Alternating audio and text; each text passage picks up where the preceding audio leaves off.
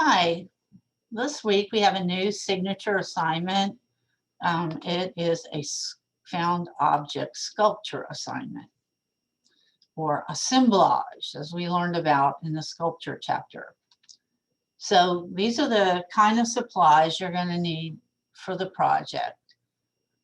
You're going to need found objects. That means not new things, but things that you find around your home, which can include, but are not limited to, old CDs, toys, jewelry, paper and toilet paper rolls, dried pasta and indoor beans, old plastic flowers, coat hangers, popsicle sticks, cardboard, etc.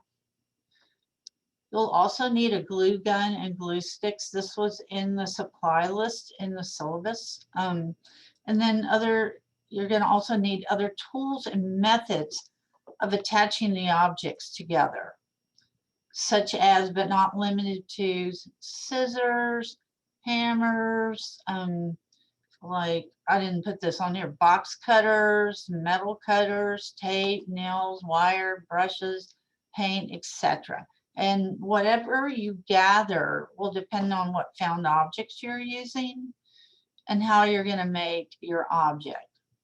I'll give an example. If you're using styrofoam, do not use a glue gun on it, because when you heat styrofoam, it emits like toxic fumes. So if you're using styrofoam, you're not going to use a glue gun. If you're using wood, you might want to like hammer the wood together.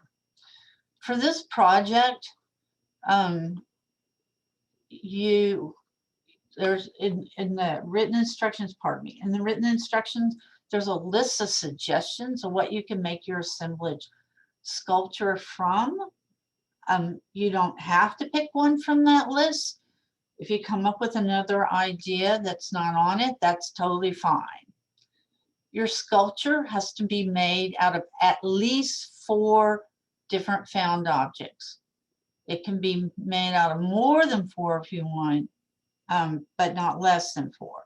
And by different, like if you had 4 pieces of cardboard, that would only be one kind of found object. So they have to be different kinds of found object. This lady, she made these, I can't remember exactly everything she made them out of. She made them out of, these are tulips. She made out of spoons and bottle caps and something else, which I don't remember what was, and paper. So just don't buy anything new. Just kind of dig through your drawers and look for stuff that you no longer need, or you could go through the recycling. Continuing on with the instructions, do not use items related to the object or figure you're making. For example, if you're making a teddy bear, don't use, a bear, don't use an old stuffed teddy bear.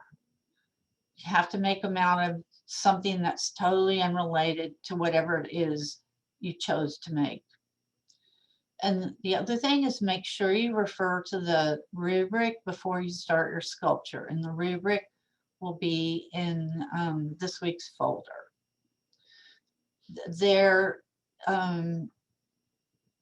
For this project, I'm like kind of backing up a little bit. There's ultimately going to be 3 components. This week, we're focusing on 2 of the components, and next week, we'll focus on the 3rd component, which is an exhibition discussion board. So for this week, the components are your sculpture and a paper. Since I'm not meeting with you face-to-face, you're going to have to take a good, clear photo of you holding or standing or sitting next to the sculpture you made.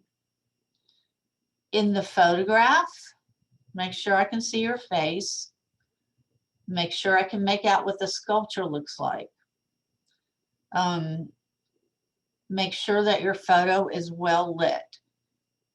If you look at the photo and it's too dark, take another one. If it's too dark, I can't see your sculpture.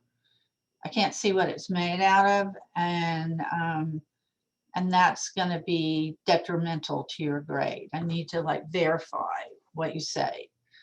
You're going to use this photo in both your paper and in the exhibition discussion board. Make sure when you place this photograph in the paper and the discussion board, make sure that it's at least 5 inches tall on one of its sides. Don't, don't put a tiny little photo in your paper or the discussion board, but in particular your paper.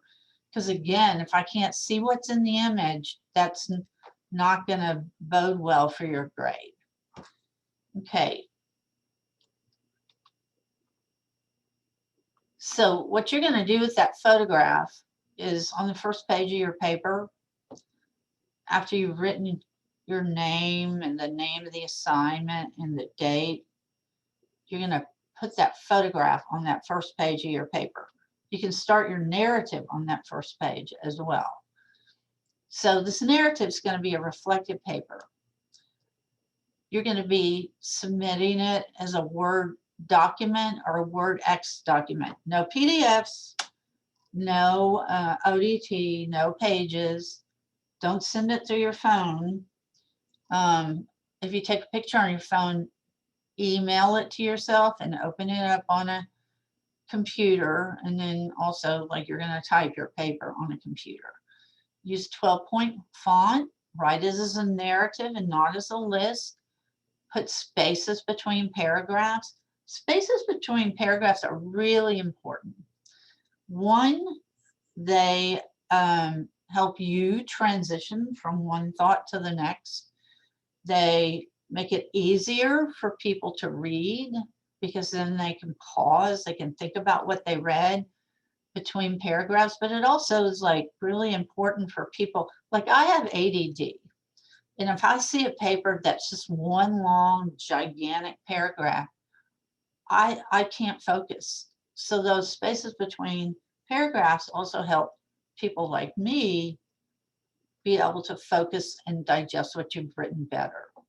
There's going to be a minimum word count, 500 words, and please proofread your paper before submitting. This is a rabbit this woman made. It's so funny. I love it. And this is the reflective paper content. This is all in the instructions, but I'm going to go over it anyway. So when you made your sculpture, you had to make some decisions in terms of aesthetics. That means like what it looks like, and the structural design. Because this is a reflective paper, don't just answer yes or no or short answers. Really think deeply and reflect back on the problem-solving steps you took to make this a successful project. So the first is like, what led you to choose the items you used to make your sculpture out of? What were the steps you used to create your sculpture? What did you use to attach the pieces together? And which of these methods worked and didn't work and why? Then what did you do to make your sculpture look aesthetically pleasing or nice to look at? When you were creating your sculpture, did you have difficulties in making it structurally sound or aesthetically pleasing? And if so, what did you do to solve that problem? Did you find anything easy or satisfying about the assignment? And if so, what? And why was it satisfying?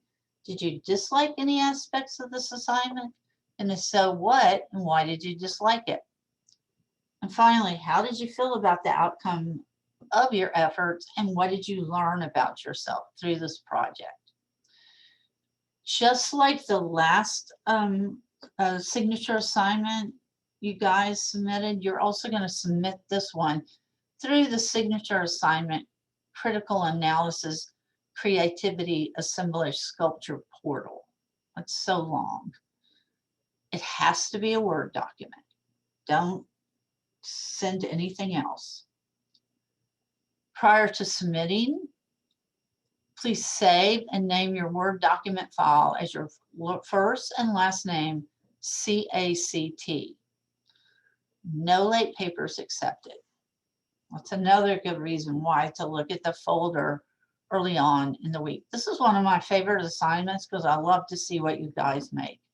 And you'll be surprised at how amazingly creative you are.